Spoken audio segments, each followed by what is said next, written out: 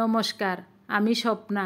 দেশ এবং দেশের বাইরে যে যেখান থেকে ভিডিওটি দেখছেন আপনাদের সবাইকে অনেক অনেক শুভেচ্ছা। স্বপ্নাস ব্লগে সবার আমন্ত্রণ। আজ রান্না করেছি কচুর ছড়া দিয়ে ইলিশ মাছ আর করলা ভাজি।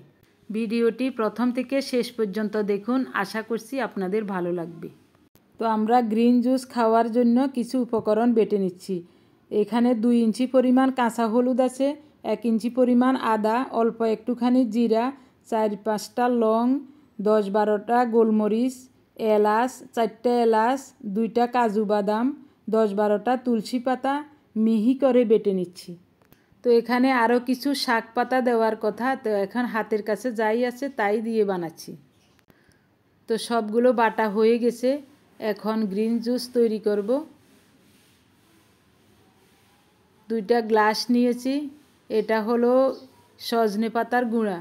তো এগুলি আমি নিজেই তৈরি করেছি। সজনে পাতার গুঁড়া প্রায় 1 চামচের মতো করে দিয়েছি 2 গ্লাসে। তারপর দেব স্পিরুলিনা পাউডার।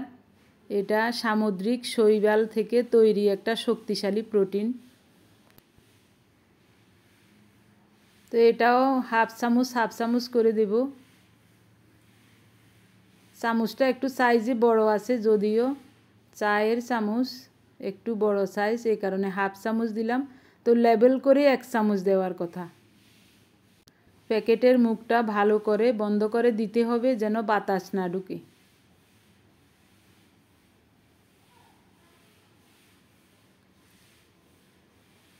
এবার হিমালয়া পিঙ্ক সল্ট দিচ্ছি 1 চিমটি পরিমাণ। তো এরকম করে আমরা সব সময়ই খাই, মাঝে মাঝে হয়তো 1-2 দিন বাদ যায়। এটা হলো কোল্ড প্রেস কোকোনাট অয়েল, যেটা আমি ঘরেই তৈরি করি। তো এবার বাটা উপকরণগুলো ভালোভাবে মিশিয়ে নিচ্ছি। অর্ধেক দুই গ্লাসে দিয়ে দিচ্ছি। তো এখানে আরও অনেক উপকরণ মেশানোর প্রয়োজন, ওগুলি এখন হাতের কাছে নাই, যা আছে তাই দিয়ে করব। তো একটু জল দিয়ে ভালোভাবে মিশিয়ে নেব। অল্প করে জল দিয়ে ভালোভাবে মিশাতে হবে, না হলে ওই সজনে পাতার পাউডারটা সহজে জলের সাথে মিশে না। এটা যে কত উপকার, সজনে পাতার পাউডার মানে এগুলি এখানে যায় আমরা করে নিচ্ছি, সবগুলি অনেক উপকারী শরীরের জন্য। প্রতিদিন 1 গ্লাস গ্রিন জুস খেলে শরীরে কোনো রোগ থাকবে না, এটা ওই ডাক্তারদের কথা আর কি। হয়ে গেল দারুণ পুষ্টিগুণ সম্পূর্ণ গ্রিন জুস। তো পার্থর বাবাকে 1 গ্লাস দিয়েছি, আমি 1 গ্লাস খাচ্ছি। তো এটা খেতে তেমন স্বাদ নাই, কিন্তু অনেক উপকারী। তো আমরা কষ্ট করে খাই একটু সুস্থ থাকার জন্য। এখন প্রায় 1টা বাজে। তো এখনই আমরা গ্রিন জুস খেয়ে ব্রেকফাস্ট করলাম। তো এখন রান্নাবান্না করব। তো কেটে কুটে আয়োজন করে নিচ্ছি। রান্নাবান্না হবে গরম গরম, খাওয়া হবে। সকাল থেকে অনেক কাজ করেছি, তো রান্নাটা আমি শেষ মুহূর্তেই করি, খাওয়ার আগ দিয়ে। তো কাটাকুটা করতে করতে বলি, গতকালের ভিডিও দেখে যারা সুন্দর সুন্দর কমেন্টস করে আমাকে উৎসাহ দিয়েছেন, আমি সবার কমেন্টসের রিপ্লাই দিয়েছি। এখন নামগুলো বলবো। প্রথমেই কমেন্টস করেছেন ছায়া ব্লগ ফরিদপুর থেকে, তারপর বিজয় আনন্দ নাগ আসাম গুয়াহাটি থেকে, সোমা দে কলকাতা থেকে, রেখা মল্লিক পাপন সেনগুপ্ত মিজোরাম থেকে, কুণ্ডন সাহা কলকাতা থেকে, মনিকা ত্রিপুরা থেকে, শিখা ভট্টাচার্যী কলকাতা থেকে, বিগ ফ্যান আরব হাসান, মল্লিকা ঘোষ শিলিগুড়ি থেকে, ডলি দে, শিখা সিনহা রয় কলকাতা থেকে, রীতা ঘোষ, অর্চনা মুখার্জি কলকাতা থেকে, সঙ্গীতা নন্দী কলকাতা কেষ্টপুর থেকে, পলিশ রান্নাঘর। আপনাদের সবাইকে অজস্র অজস্র ধন্যবাদ পুরো পর্বটি দেখে গঠনমূলক কমেন্টস করার জন্য। যদি আপনাদের সমস্যা না থাকে তাহলে আপনারা কে কোথা থেকে কমেন্টস করেছেন জানাবার অনুরোধ রইল। আর ফেসবুক পেজে যারা নিয়মিত ফলো লাইক কমেন্টস করে যাচ্ছেন আপনাদেরকেও অজস্র অজস্র ধন্যবাদ। এভাবে সবাই ফলো, লাইক, কমেন্টস দিয়ে এবং লাইক, কমেন্ট, সাবস্ক্রাইব করে আমাদের সাথে থাকবেন।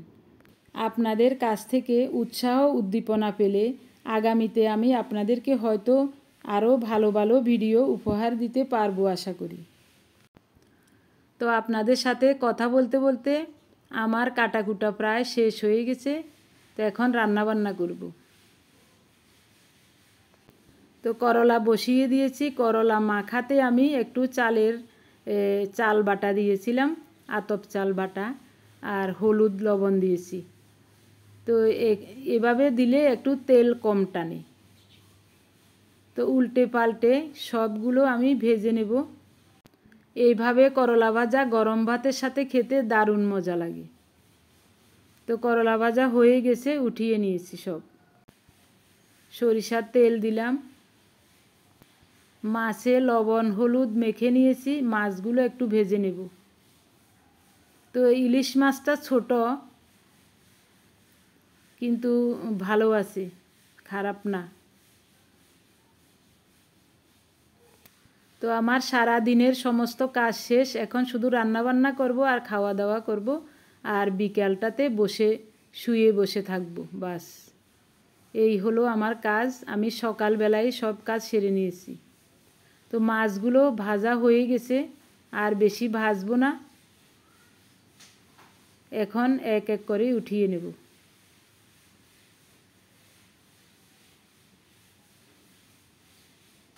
একটু তেলও বের হয়েছে।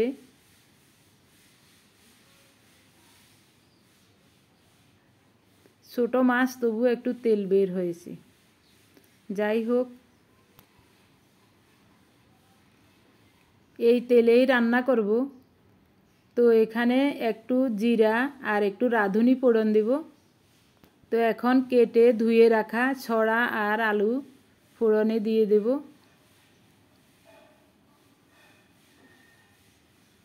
কোনো মশলা দেব না তেমন, এভাবেই রান্না করব শুধু লবণ মরিচ দিয়ে। ভালোভাবে নেড়ে চেড়ে একটু কষিয়ে নেব। ছড়া আর আলুর পরিমাণ লবণ দিয়ে দিলাম। নেড়ে চেড়ে একেবারে অল্প তাপ দিয়ে ঢেকে ঢেকে ভেজে নেব, একেবারে ভাজাতেই যেন সিদ্ধ হয়ে যায়।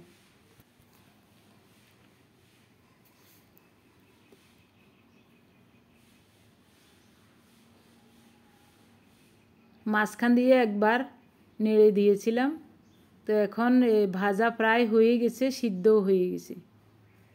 দেখুন ছড়াটা একেবারে সিদ্ধ হয়ে গেছে, আলুও সিদ্ধ হয়ে গেছে। হলুদ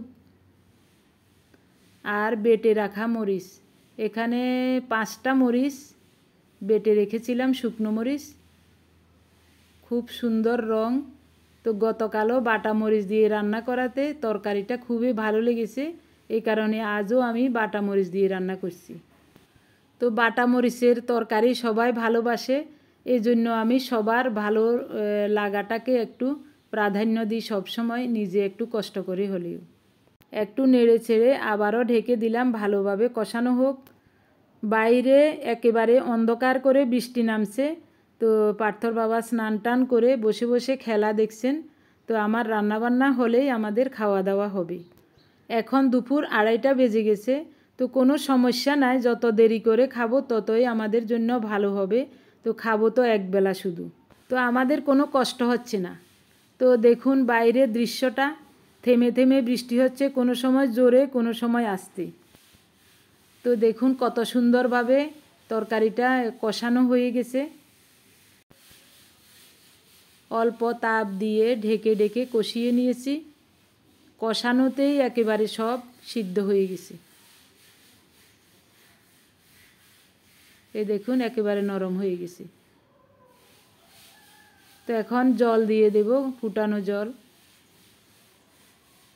তো একটু ঝোল রাখবো।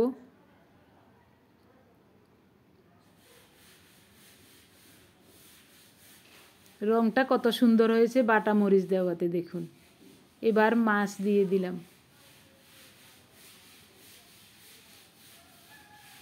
একটু ঢেকে 5 মিনিটের মতো রান্না করব, তারপরেই হয়ে যাবে।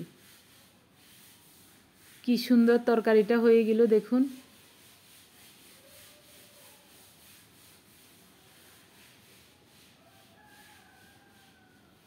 ইলিশ মাছে মশলা দিলে স্বাদ নাই, এভাবে রান্না করলে অনেক মজা লাগে। তো কয়েকটা কাঁচামরিচ ভেঙে ভেঙে দিয়ে দিলাম। আর টবের গাছে 2টা বিলাতি ধনে পাতা ছিল, ওই 2টা এনেছি, এই 2টা ছিঁড়ে দিয়ে দেব। সুন্দর একটা গ্রান। বাইরে সারাটা দিন মনে হচ্ছে যেন সন্ধ্যা, এরকম অন্ধকার করে রাখছি। হয়ে গেছে রান্নাটা। তো 2টো রান্না হয়ে গেল, ভাত হয়ে গেল, এবার আমাদের খাওয়া দাওয়ার পালা। করলা ভাজাটা কি সুন্দর হয়েছে দেখুন, তেমন মাছের ঝোলটাও অনেক মজা হবে মনে হয়।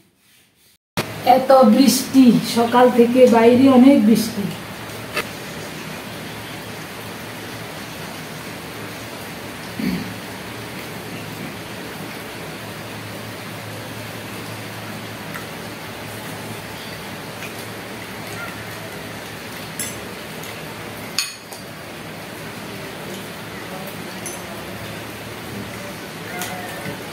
একেবারে অন্ধকার করে ফেলছে, এর উপরে আবার বিদ্যুৎ নেই।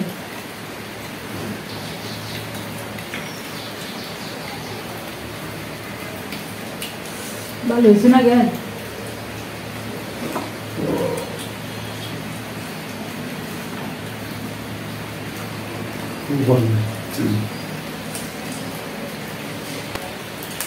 গরম গরম ভাত, ক্ষুধাও লেগেছে, একেবারে ভাজি দিয়ে খেতে ফাইন লাগে।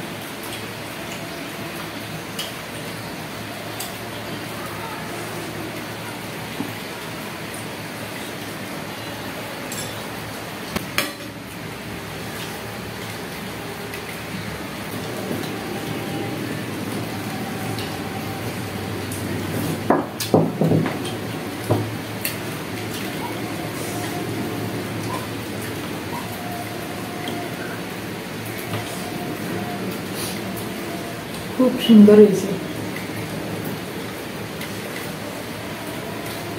কেন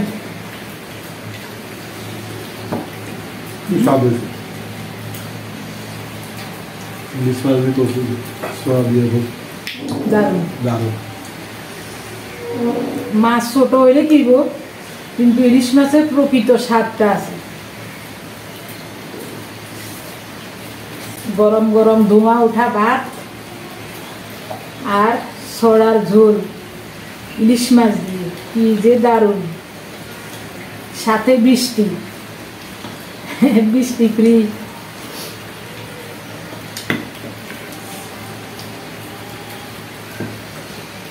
একটা আলুও দিয়েছি, ঝোল লাগলে নিও। আর বাবারে কি গরম।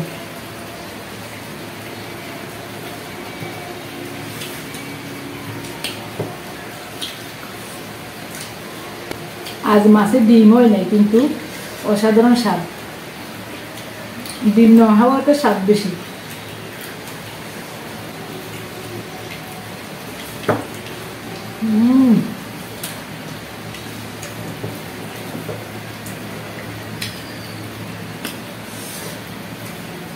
যে ভালো লাগছে কেউ খেতে, মশলা ছাড়া প্রকৃত ইলিশ মাছের স্বাদ। বাটা মরিচটা দেওয়াতে তরকারিটা খুবই ভালো লাগে।